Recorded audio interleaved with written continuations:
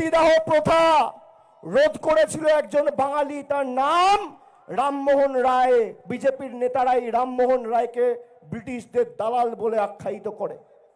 রামমোহন রায় যদি আজকে না থাকতো, আমার মা বা আপনার মা যদি মারা যেত, সেই চিতায় ঝলসে পুড়ে আমার বাবা বা আপনার বাবাকে মৃত্যু বরণ করতে হতো। সতীদাহ প্রথা রোধ করেছিল একজন বাঙালি। সতীদাহ প্রথা রোধ করেছিল একজন বাঙালি, তার নাম রামমোহন রায়। বিজেপির নেতারাই রামমোহন রায়কে ব্রিটিশদের দালাল বলে আখ্যায়িত করে।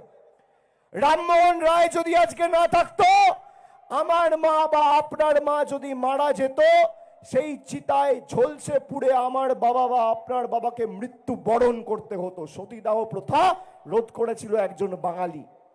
সতীদাহ প্রথা রোধ করেছিল একজন বাঙালি, তার নাম রামমোহন রায়। বিজেপির নেতারাই রামমোহন রায়কে ব্রিটিশদের দালাল বলে আখ্যায়িত করে।